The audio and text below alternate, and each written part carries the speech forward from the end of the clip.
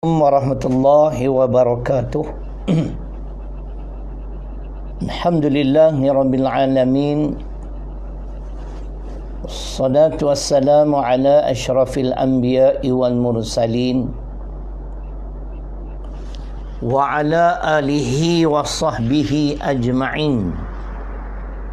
Rabbi shrah li sadri wa yassir li amri wahlul 'uqdatam min lisani yafqahu qawli wala haula wala quwwata illa billahil aliyil azim. Muslimin dan muslimat, tuan-tuan dan puan-puan yang dirahmati Allah Subhanahu wa taala, firman Allah Subhanahu wa taala di dalam surah Asy-Syu'ara surah ke-26 pada ayat 88 dan 89. A'udzu billahi minasyaitonir rajim. Yauma la yanfa'u malun wala banun illa man atallaha biqalbin salim. Sadaqallahul azim. Tuan-tuan dengar terjemahan dia. Memang saya tak nak terjemah sebab terjemahan ni cukup padat,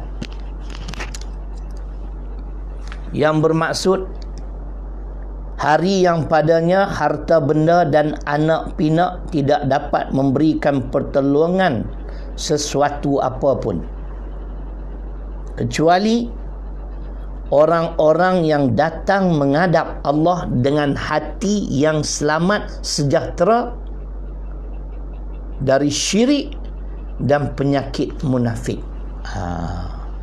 Inilah dua jenis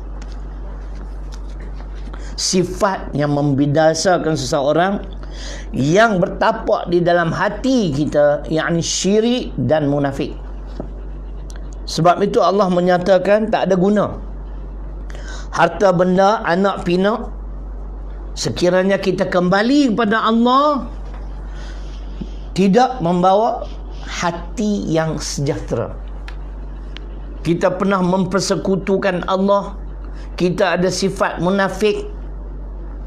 Justru Nabi sallallahu alaihi wasallam bersabda dalam hadis riwayat Imam Bukhari dan Muslim, boleh rujuk kitab hadis 40. Saya syorkan tuan-tuan beli kitab ni. Ini Dr. Zahzan Muhammad juga. Satu kupasan, huraian, syarahan yang ringkas tapi padat. Kita nak mereka-mereka yang alim, yang memahami agama, ayat Quran dan hadis ini, terbitkanlah buku-buku yang boleh kami tumpang mengambil manfaat, insya-Allah. Inna fil jasadi mudghatan idza salaha salahal jasadu kullu wa idza fasadal jasadu kullu ala wa hiya qalbu. Hadis ini hadis yang ke-6 daripada kitab hadis 40. Maksud hadis sesungguhnya di dalam jasad manusia itu terdapat segumpal daging.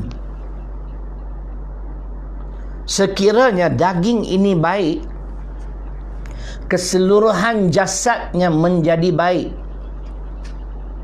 Dan sekiranya daging ini tidak baik, keseluruhan jasadnya menjadi tidak baik.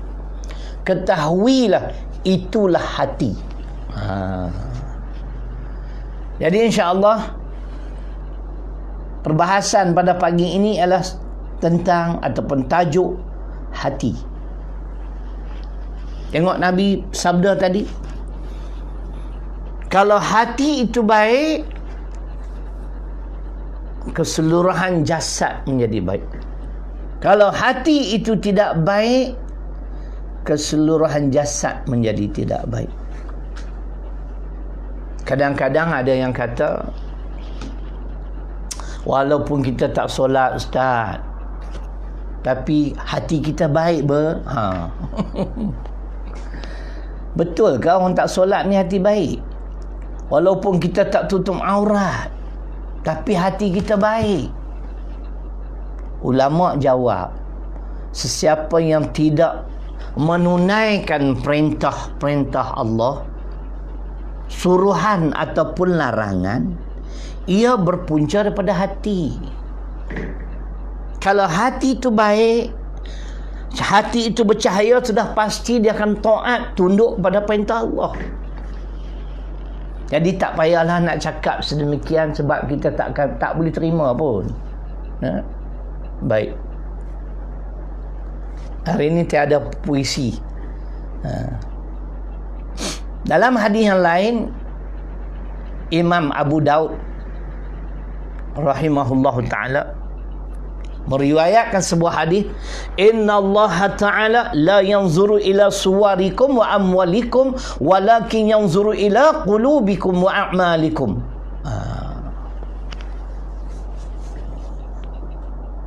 Ya, bukan lupa, tapi itulah, hari ini agak hari yang muram, hari di mana negara kita kehilangan seorang ilmuwan,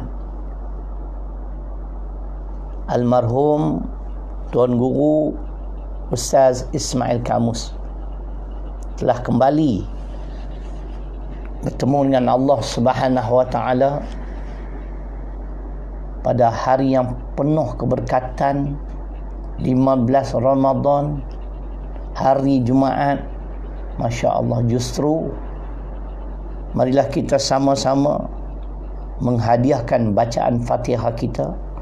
Moga-moga pahala bacaan ini dianugerahkan oleh Allah kepada beliau, diletakkan beliau bersama-sama dengan golongan yang soleh. Al-Fatihah. A'udzubillahi minasyaitonir rajim. Bismillah. Alhamdulillahirabbil alamin. Iyyaka na'budu wa iyyaka nasta'in. Siratal ladzina an'amta 'alaihim waladdallin. Amin. Saya baru saja melihat sebuah video ringkas ceramah beliau. Beliau sebut tentang betapa pentingnya kita buat persiapan untuk kembali bertemu dengan Allah. Beliau banyak dalam kuliah-kuliah sebut soal mati. Aktsiru min zikri hadhimil ladzat. Nabi pun ajar kita, hadis riwayat Imam Tirmizi, supaya kita senantiasa memperbanyakkan mengingati sesuatu yang boleh memutuskan kelazatan dunia. Maksudnya ingat mati. Cuba kita dalam keadaan sedang mengadakan satu majlis sukaria, gelak ketawa, cuba ingat tentang mati. Gelak ketawa ataupun insyaAllah dia slow down sikit. Sebab kita tak tahu. Kita bimbang ketika kita sibuk dengan dunia ini, kita dijemput kembali bertemu dengan Allah. Belum ada persiapan. Tuan-tuan dan perempuan, tengok sendirilah amalan almarhum, Masya Allah. Saya fikir-fikir kita tak mampu bangun lingkungan 2 pagi ke 3 pagi, dan dia punya atur cara tu, agenda, Masya Allah, solat sunat. Tahajud memang tak tinggal lah. Kita ni asyik terkejut. Terkejut pukul 6.30 pagi. Subuh pun subuh gajah. Allah, cerai. Bukan tuan-tuan. Saya, tuan-tuan, insyaAllah 2 kali 5. Nak bagi hilang ngantuk. Itulah sebuah permata yang telah dijemput pulang bertemu dengan penciptanya. Moga-moga beliau tergolong di dalam golongan, insya-Allah, dalam surah An-Nisa ayat 69 yang akan saya baca selepas ini. Baik. Jadi dalam hadis riwayat Abu Daud tadi, maksudnya sesungguhnya Allah Ta'ala tidak melihat rupa paras kamu. Begitu juga Allah tidak melihat harta banyak mana yang kamu miliki. Kamu handsome ke? Kamu lawa ke? Dia yang cipta kamu. Kamu duit banyak. Kamu kaya raya. Millionaire, billionaire. Dia yang anugerah kekayaan tersebut. Dia nak pandang buat apa? Akan tetapi yang Allah nak pandang ialah hati dan amalan kamu. Inilah dalil. Kalau hati baik, insya-Allah amalan yang dizahirkan amalan yang baik. Kalau hati baik, Allah perintah supaya solat, kita boleh solat.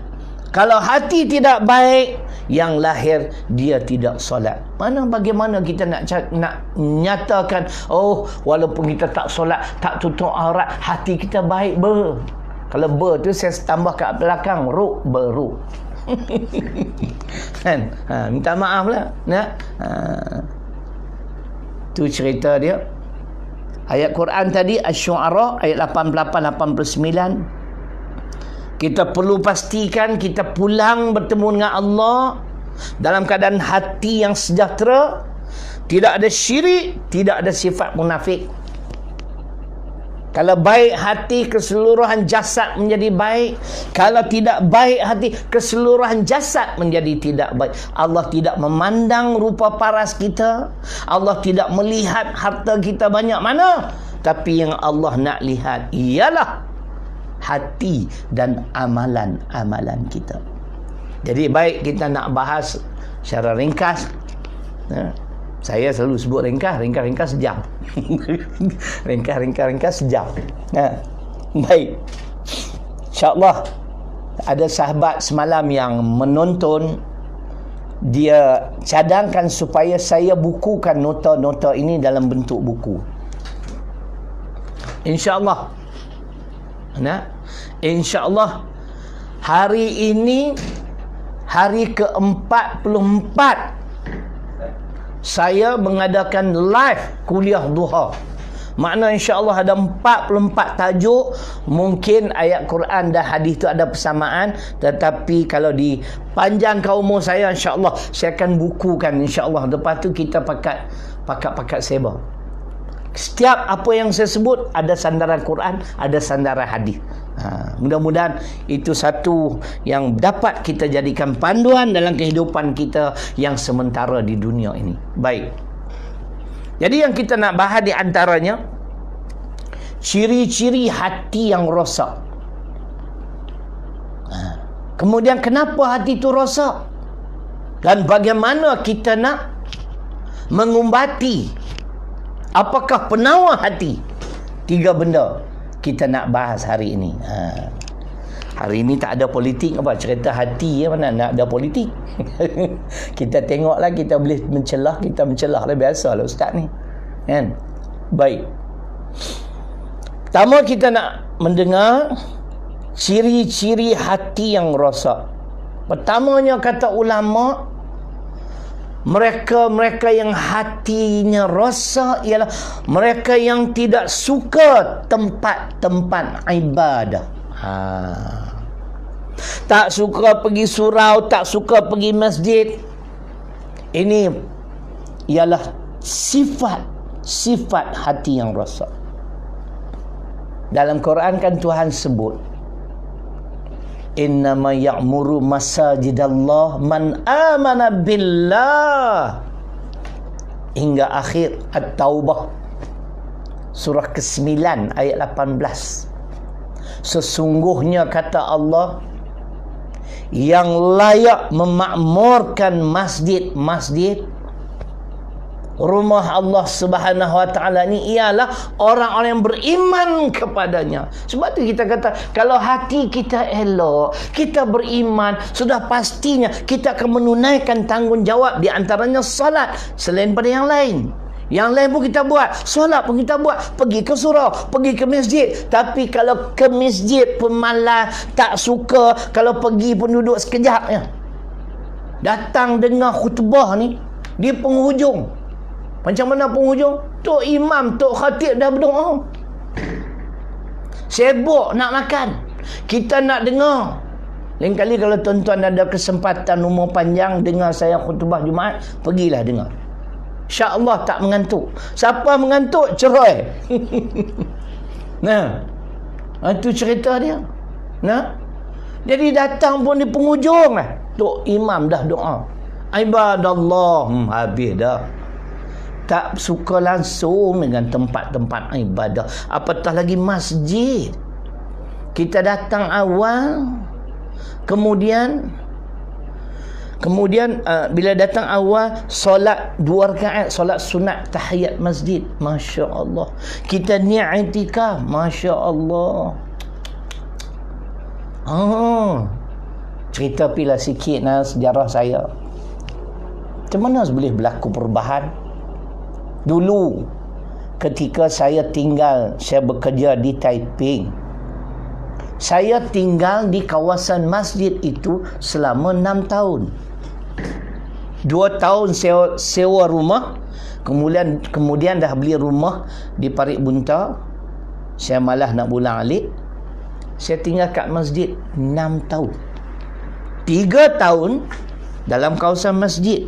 Kebetulan ada kedai runcit, ada bilik, saya sewa kat situ. Lepas tu naik pangkat sikit, saya tidur dalam masjid. Sampai Tuan Imam tu dia bagi masjid kat saya. Sebab tu saya dengan masjid ni, Allahu Akbar, suka betul. Lepas tu saya kuliah, saya pergi awal. Kalau maghrib 7.30, insyaAllah pukul 7 dah sampai tahiyat masjid 2 rakaat. Kemudian niat i'tikaf, baca Quran sementara nak tunggu azan. Kena suka dengan tempat-tempat ibadah. Boleh niat i'tikaf lagi. Begitu keadaan. Jadi hati yang sakit, hati yang tidak minat, tidak suka dengan tempat-tempat ibadah, ini petanda. Ini simptom dia. Yang kedua ialah tidak suka dengan majlis ilmu. Ini lagi satu hal. Sama ada di surau maupun di masjid, tak suka langsung. Itu tandanya hati kita dah mula berpenyakit. Kita dah sebut banyak kali kenapa manusia ni perlu dan wajib menghadiri majlis ilmu. Sebab Nabi sallallahu alaihi wasallam bersabda, "Man yuridillahu bihi khairan yufaqqihu fid din." Maksudnya, sesiapa yang Allah nak beri kebaikan kepadanya, Allah anugerahkan kefahaman agama kepadanya. Dengan memahami ilmu agama Islam lah manusia tu jadi baik. Tapi kalau tak suka majlis ilmu, hati kita dah hitam, tak baik. Percayalah, orang yang tak ada ilmu agama macam mana boleh jadi baik? Tak mungkin. Dia tak tahu soal halal haram, dosa pahala, apa yang boleh diungkapkan, apa yang tak boleh kita bercakap. Dia syok, dia cakap ikut suka hati. Kerana jahil. Nampak tak? Itu cerita dia. Jadi maknanya tidak suka untuk menghadiri majlis ilmu. Kalau tadi hadis riwayat Imam Bukhari dan Muslim, "Man yuridillahu bihi khairan yufaqqihu fid din," saya susuli dengan ayat Quran. Yu'til hikmata man yasha wa man yu'tal hikmah faqad utiya khairan katsira. Al-Baqarah 269. Menyokong hadis tadi. Siapa yang Allah nak beri kefahaman agama, hikmah ni kefahaman agama yang mendalam tentang Al-Quran, tentang hadis, pada sesiapa yang Allah kehendaki. Dan sesiapa yang telah dianugerahkan kefahaman agama yang mendalam itu, maka sesungguhnya dia telah mendapat kebaikan yang banyak. Bila faham agama, InsyaAllah dia jadi manusia yang baik. Hadis tadi kata asas untuk menjadi manusia yang baik ialah dengan memahami ilmu-ilmu agama. Ilmu-ilmu agama tak ada di kedai kopi, tak ada di karaoke, kelab malam, tetapi di surau dan masjid. Hadirilah majlis ilmu. Walaupun kita tidak berada dalam surau masjid, tapi kita buat live. Takkan tak boleh dengar kop 1 jam ya. Ustaz Syarilun ni panjang sangat.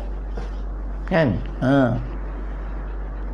Sekali-sekali dengarlah, Ustaz Syarilun I tak berapa minat, cari yang minat. Tak ada masalah. Saya tak rasa rugi pun, sebab apa, saya ni letak kepala terus tidur je. Tenang jiwa saya. Orang tak suka ke, orang suka kan, yang duk bagi saya makan pagi, petang, siang, malam, Allah Subhanahu Wa Taala. Kalau kita nak cari keredaan makhluk, sampai bila tak jumpa? Bukan semua orang suka kat kita. Nabi Muhammad sallallahu alaihi wasallam sebagai contoh, the perfect, the most perfect human being on earth. Tu pun pak saudara dia pun tak mau. Abu Lahab, Abu Jahal, jenis abu-abu ni, abu mangkuk ayun. Tu cerita dia. Macam boleh kameraman nampak mata kuyu tu, tahajud banyak lah tu. Tahajud kan terkejut kan?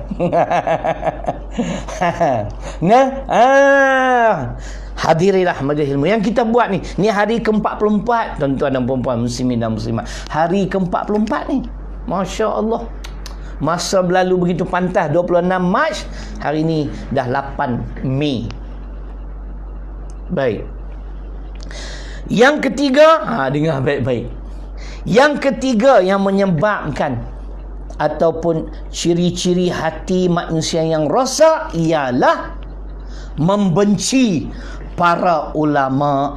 Tu dia lah tu. Tak suka kepada para ulama, perlekeh para ulama, memang confirm. Innal ulama warasatul anbiya.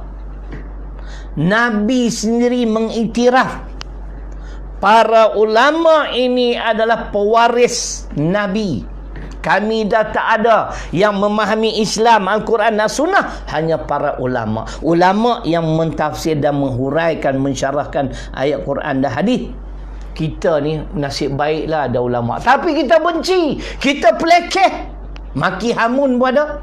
Punya korang hajar punya manusia. Minta maaf lah. Memang ada.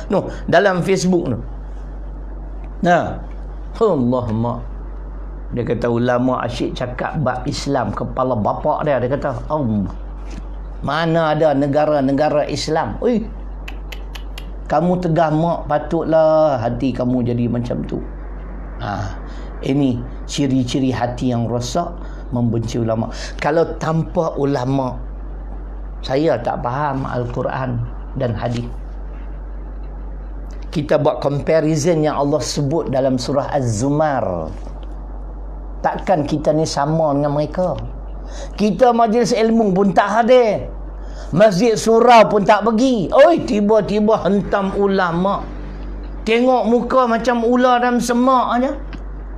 Qul hal yastawi alladhina ya'lamun walladhina la ya'lamun. Tolong tengoklah ayat ni. Az-Zumar surah ke-39 ayat yang ke-9. Allah iktiraf siapa? Siapa yang Allah puji? Katakanlah Allah tanya kita, apakah sama orang-orang yang berilmu pengetahuan dengan orang-orang yang jahil? Tak sama. Kita ni jahil, kategori kita ni. Kalau bukan kerana ulama, kita tak faham Islam. Syukurlah mereka membukukan kitab-kitab tafsir, kitab hadis, kita baca, kita faham, tok-tok guru hurai, kita dapat beramal. Allah syukurnya.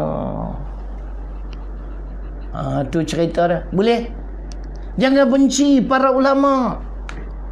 Apatah ulama yang beramal dengan ilmunya. Yang Nabi tak bagi ikut ular dalam semak.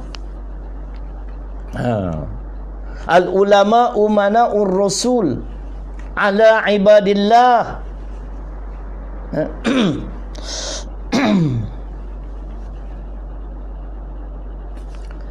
Lam yukhalitu sultan wa yadkhuluna fid dunya fa idza dakhalu fid dunya faqad khanu rasul fa'taziluhum wahdharuhum. Hadis riwayat Anas bin Malik mengikut Imam Suyuti rahimahullahu taala. Kedudukan hadis ini hadis hasan, hadis baik, bukan dhaif.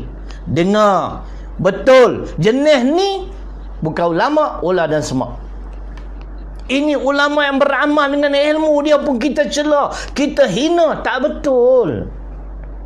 Nabi bagi tahu, hadis saya baca tadi daripada kitab Tanbihul Ghafilin, bab ilmu. Tuan-tuan dan puan-puan akan bertemu dengan hadis tadi. Yang bermaksud ulama ini adalah amanah para rasul ke atas hamba-hambanya. Makna mereka berkewajipan untuk memimpin umat manusia kerana mereka faham Islam. Mereka ada ilmu Al-Quran, ilmu hadis begitu hebat. Tetapi selama mana mereka tidak mendekati pemerintah dan tidak terpikat dengan dunia, kita nak ulama macam ni ya. Kalau dia pergi dekat pemerintah, dia advice, dia bagi nasihat, bukan pergi nak bodek, nak kipas. Ada seorang ulama bagi tahu, beliau pergi bertemu dengan Tun Mahathir ketika beliau menyandang jawatan Perdana Menteri yang ke-7. Ulama yang mulia ni menyatakan, saya pergi bukan nak minta projek. Saya pergi bagi tahu kepada dia jalan penyelesaian hanyalah dengan ajaran Islam. Dan beliau menyebut, Tun M pun mengaku, ya memang betul. Sekarang Tun M pernah mengaku dah. Tapi kita ingatlah tuan-tuan, kesudahan kita yang terakhir kita tak tahu. Semua orang ada kesilapan. Ulama pun ada kesilapan. Mereka juga tidak terlepas daripada melakukan kesalahan dan kesilapan. Kita tidak macam ni. Kalau pergi jumpa pemerintah, beri nasihat. Tetapi ulama yang dicela ialah selama mana mereka tidak mendekati pemerintah dan tidak terpikat dengan dunia. Apabila mereka terpikat dengan dunia, dengan jawatan, kedudukan, kehidupan yang mewah, mereka telah mengkhianati Rasul. Justru Nabi ajar kita, maka tinggalkanlah ulama seperti ini serta berwaspadalah terhadap mereka. Muslimin dan muslimat boleh bertemu dengan hadis yang mulia ini. Anas bin Malik meriwayatkan dan Imam Suyuti menyatakan hadis ini, kedudukan hadis ini hadis hasan dalam kitab Tanbihul Ghafilin dalam bab ilmu. Tolonglah. I'm not begging, saya bukan nak merayu, cuma nak beritahu, hormatilah ulama-ulama yang beramal dengan ilmu mereka, sebagaimana almarhum Ustaz Ismail Kamus. Masya Allah, kita tengok begitu hebat, begitu hebat. Masya Allah, dengan amalan, dengan ilmu, dengan amalan beliau, saya tak mampu nak buat. Tak mampu. Tapi apapun Nabi ajar, jangan bimbang. Khairul a'mal adwamuha wa in qalla. Hadis riwayat Imam Bukhari. Sebaik-baik amalan, amalan yang berterusan walaupun sedikit. Berterusan, konsisten. Sepanjang hayat kita buat. Tahajud 2, witir 3. Banyak sangat ustaz. Tahajud 2, witir 1. Panjang hayat. Witir tak sempat. Tahajud 2. Panjang hayat. Ustaz Ismail Kamus berpesan, di antara amalan beliau, setiap hari wajib kena sedekah walaupun sedikit. Allahu Akbar. Tuan-tuan dah sedekah dah hari ini? Itulah tak tahu nak sedekah kat siapa. No problem. Tahfiz Mutmainnah, Maybank, 55 205 970 3378. Ustaz ni asyik ambil kesempatan. Memanglah. Bila lagi nak kempen, kan? Ni kita dapat maklumat. Tahkah buka tak buka sekolah tahun ni, wallahu alam. Kita kena bayar juga gaji. Allahu akbar. Nah. Jadi cerita gitu. Ini tanda-tanda. Nah. Makna ciri-ciri hati yang rosak, mereka membenci para ulama. Justru hormatilah para ulama yang beramal dengan ilmu mereka. Begitu juga kata ulama, ciri-ciri hati yang rosak ialah mereka-mereka yang membenci orang-orang soleh. Kita akan bahas mungkin 2-3 hari lagi 4 golongan yang diredai Allah. Wa man yuti'illaha war rasul fa ulaika ma'al ladzina an'ama Allahu 'alaihim minan nabiyyin was-siddiqin wasyuhada was-salihin wa hasuna ulaika rafiqa. Kita mencerca, kita menghina para ulama, kita menghina, mencerca orang-orang soleh. Sedangkan ayat saya baca surah An-Nisa, surah keempat, ayat 69, di antara insan golongan yang diredai Allah, salah satunya golongan salihin, orang yang ada ilmu dan beramal dengan ilmunya, orang yang senantiasa taat kepada segala perintah Allah. Kita memusuhi mereka. Apa punya manusia? Hak sepatut kita jadikan musuh, dijadikan kawan. Hak pagi, petang, siang, malam mencerca Islam, mencerca agama kita, menghina Nabi kita, yang tu dijadikan kawan. Punya haprak. Apa punya haprak ni? Patut kita pergi nasihat. Mind your word. Tolong jaga sikit kataan awak tu. Ini orang soleh, dia ada ilmu, dia beramal. Jangan membenci orang-orang yang soleh, kerana mereka lah di antara 4 golongan yang Allah redha dulu, kini, selamanya. Kita di kat mana? Kita nak jadi para anbiya dah tak boleh dah, nak jadi nabi rasul. Siddiqin macam Sayyidina Abu Bakar jauh sekali. Syuhada nak mati syahid, penakut, dayus. Nak bagi nasihat kepada pemimpin yang zalim pun tak berani. Nak pergi tegur orang yang menghina Islam pun tak berani. Itu nak mati sebagai macam mana? Syuhada. Ada lagi satu. Salihin. Kita jadi orang yang senantiasa taat kepada Allah.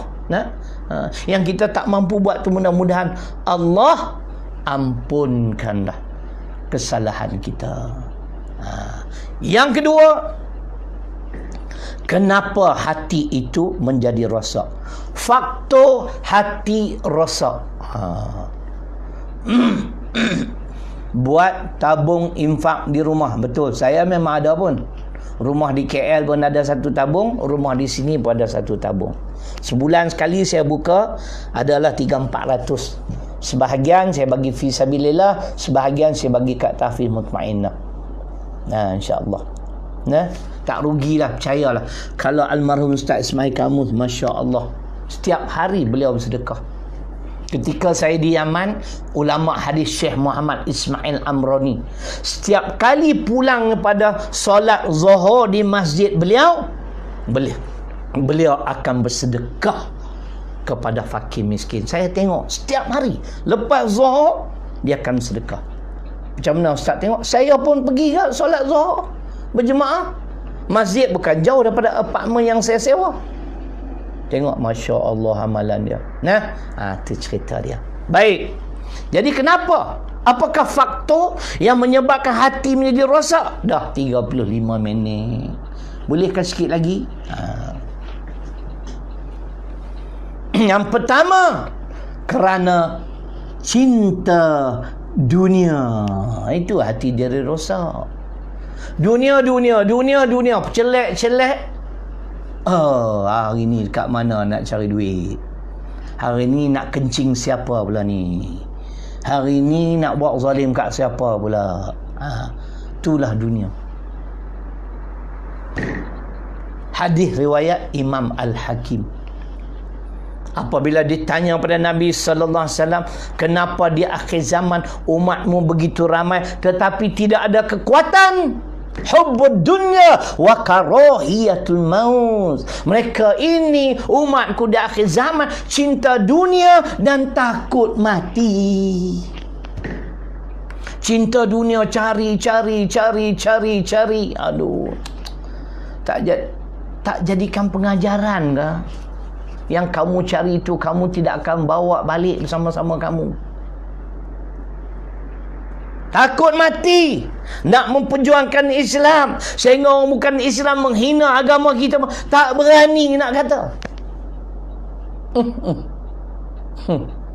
Inilah di antara faktor punca kenapa hati rosak, kerana cinta dunia. Dunia saya dah sebut dalam surah Al-Qasas surah ke-28 ayat 77.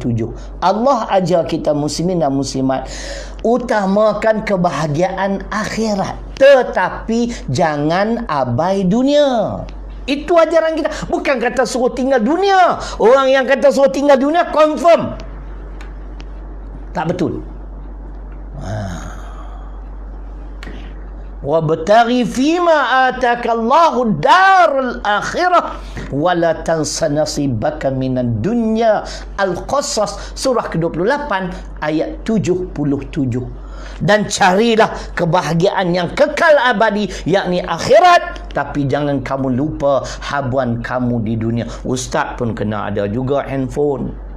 Tak payahlah yang mahal-mahal sangat. You suka ada iPhone? Suka? I pun suka you.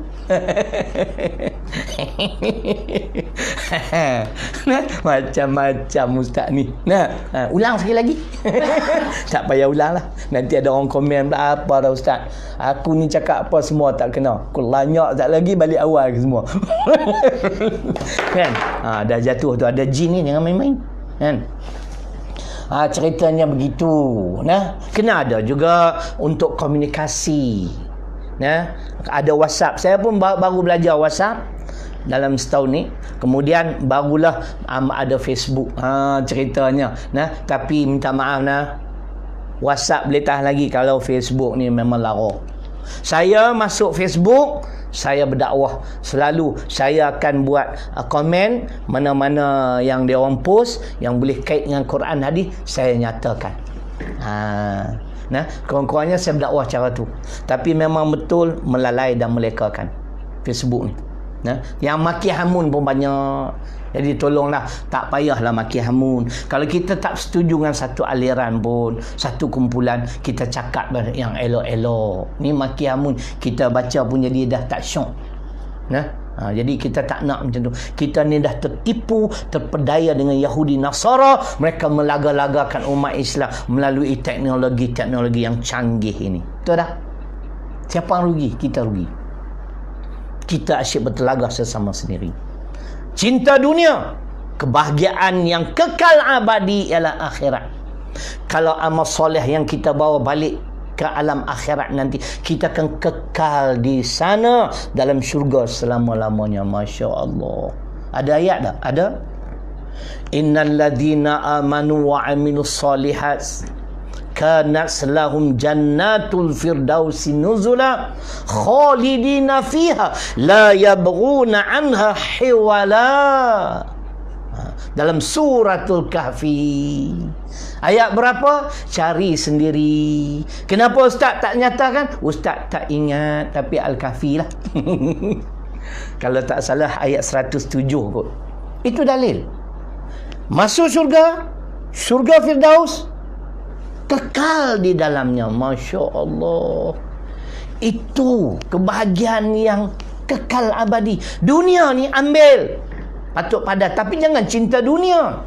Dah duit banyak pun cari lagi. Cari untuk apa? Hari ni baca Quran tak? Ustaz almarhum Tuan Guru, setiap lepas subuh Yasin. Kita Yasin malam Jumaat. Bid'ah. Pula dah bid'ah pula dah. Baca Yasin malam Jumaat bid'ah, masuk neraka. Lebih baik jangan baca lah tuan-tuan. Masuk neraka tak pasal-pasal. Tak logik baca Yasin boleh masuk neraka. Itu yang tak baca Yasin masuk syurga.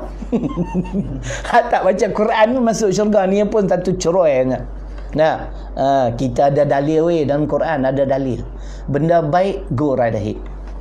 Tapi sebaik-baik kita amal macam almarhum setiap lepas subuh. Bila baca Yasin. Kita asyik dunia. Allah, letih kita. Faktor yang pertama ialah cinta dunia. Yang kedua ialah ikut hawa nafsu. Inilah punca. Hati rosak kerana faktor yang kedua, ikut hawa nafsu. Nabi SAW sendiri dilarang oleh Allah. Jangan ikut keinginan hawa nafsu kafir Quraisy. Thumma ja'alnaka ala syari'atin minal amr fattabi'ha wa la tattabi' ahwa alladhina la ya'lamun. Al-Jathiyah surah ke-45 ayat ke-18. Kemudian kami jadikan engkau Muhammad sallallahu alaihi wasallam di atas satu syariat, maka ikutlah syariat ini. Jangan kamu ikut hawa nafsu orang yang tidak berilmu pengetahuan. Jangan mengikutnya. Walau ittaba'al haq ahwa'ahum lafasadat as-samawati wal ard wa man fihin. Dalam surah ke-23 Al-Mu'minun ayat 71. Kalaulah Allah ikut keinginan hawa nafsu mereka kafir Quraisy, nescaya berlakulah kerosakan langit, bumi dan apa yang ada di antara kedua-duanya, semuanya menjadi rosak.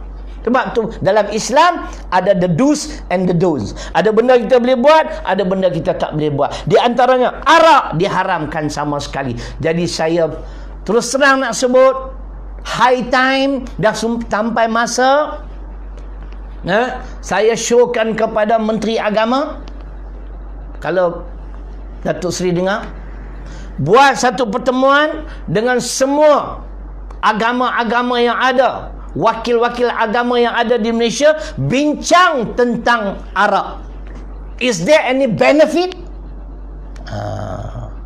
Kita dah tengok puluhan kes pemandu yang mabuk, langgar road block. Dah sampai masa dah.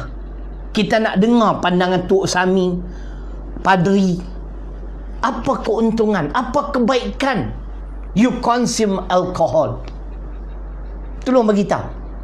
Kerana saya dipahamkan agama lain tidak mengharamkan arak, sedangkan arak merosakkan akal. Sebab tu kalau Allah ikut hawa nafsu golongan musyrikin nak minum arak, mampus dunia ni. Ini akibat dia. Kita langgar undang-undang peraturan Allah supaya sesuai dengan keinginan kita.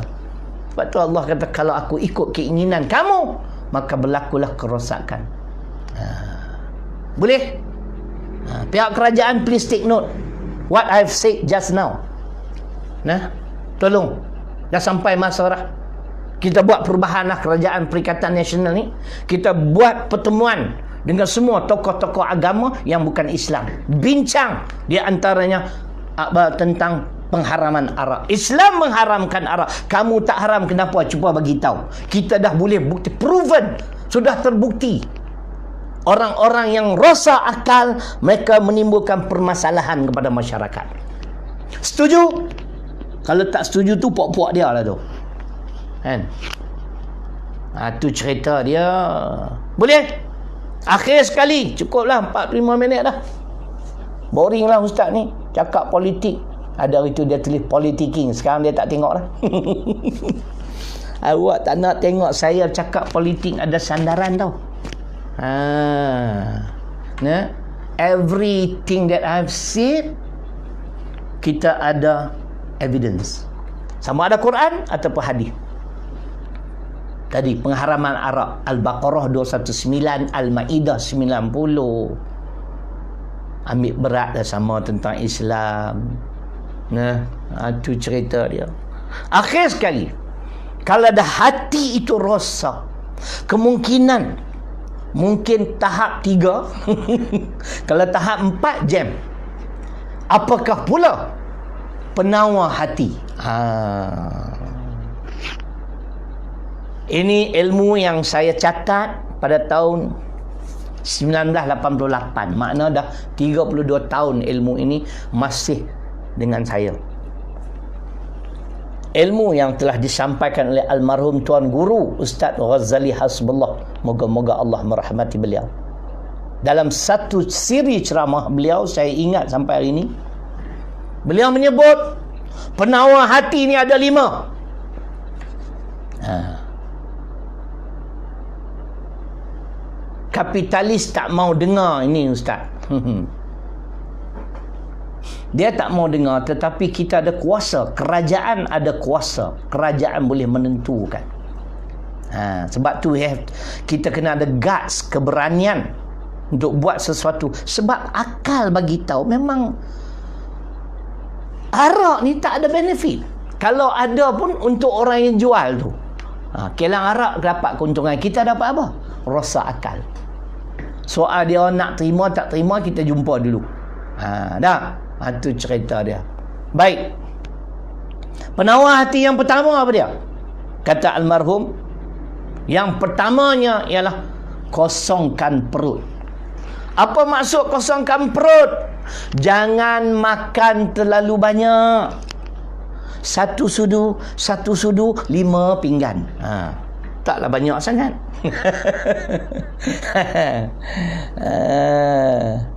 5 pinggan tu yang jam tu. Saya terus terang, tahun ni memang berbeza dengan tahun-tahun lepas bulan Ramadan. Buka puasa saya makan agak banyak, tapi sahur tu memang tak ada selera. Memang jam terus. Buat roti telur, buat 2 keping, separuh saya makan. Aduh, sebaiklah ada anak, ada rumah dia orang makan. Itu cerita dia.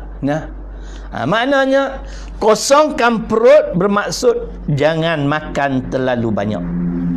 Dan makanlah sebagaimana saya sebut sebelum ni, yakni makanan yang halal. Pastikan sumber pendapatan yang kita bawa pulang ke rumah sumber yang halal.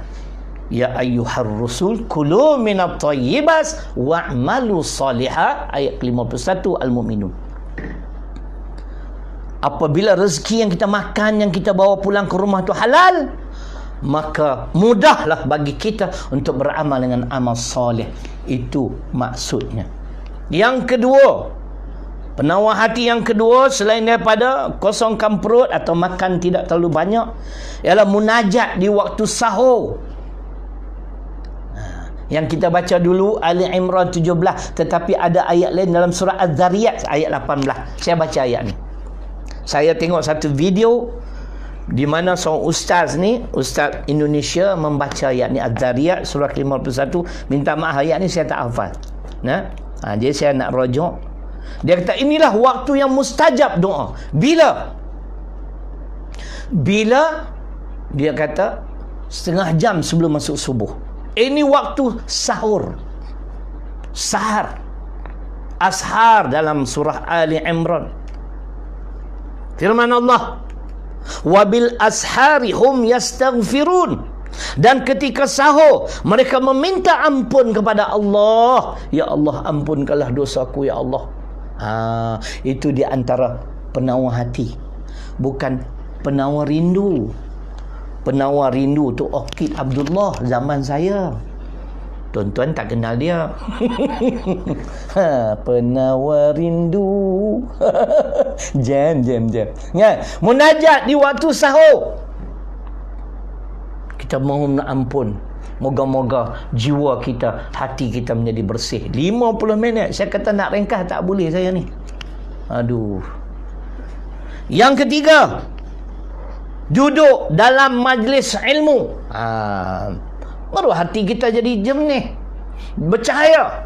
Sebab kita disogokkan dengan ilmu. Talabul ilmi faridatun ala kulli muslim. Ibnu Majah, Sahih Ibnu Majah, kewajipan menuntut ilmu. Percayalah, kita hati yang gelap akan disinari dengan cahaya. Sedikit demi sedikit, akhirnya insya-Allah. Ingatlah tadi, berdoa di waktu sahur makna, kalau sekarang subuh 5.50, makna 5.30 tu kita masih berdoa. Minta, insya-Allah. Itu di antara penawar hati yang kedua. Yang ketiga, duduk atau menghadiri majlis ilmu. Yang keempat, bangun malam. Bangun malam nak buat apa, Ustaz? Buat yang kecil ke? Musim hujan ni sejuk. Ya.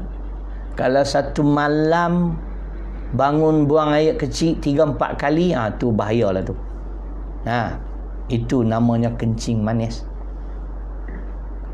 Kencing manis pun dia ada tahap-tahap. Kalau nak tahu kencing manis, bila kita buang air kecil, tengok ada tak semut. Semut keliling tu dia. Tapi yang paling bahaya, belum kita sempat buang air kecil, semut dah tunggu.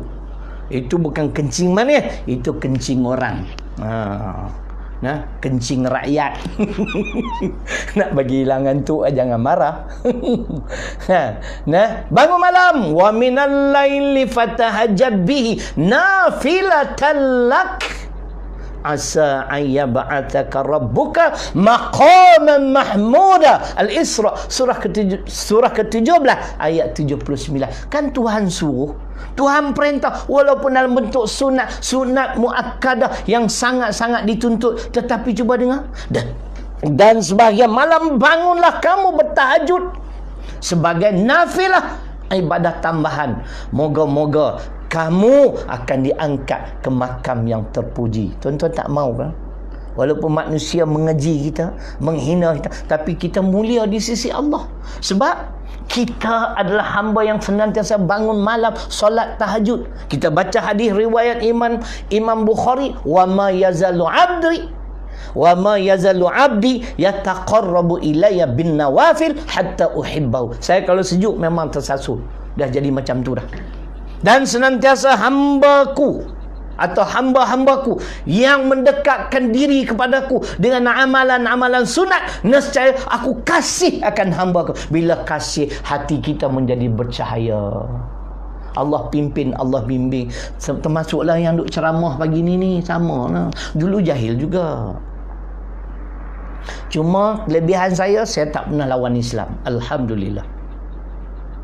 Dan saya tidak pernah menyokong golongan-golongan yang menentang ajaran Islam. Alhamdulillah. Itu satu rezeki saya. Bila saya dapat hidayah, saya kenal, saya hendak pada Islam. Walaupun sewaktu jahil, saya tidak pernah menyokong kezaliman. Kita bangun malam.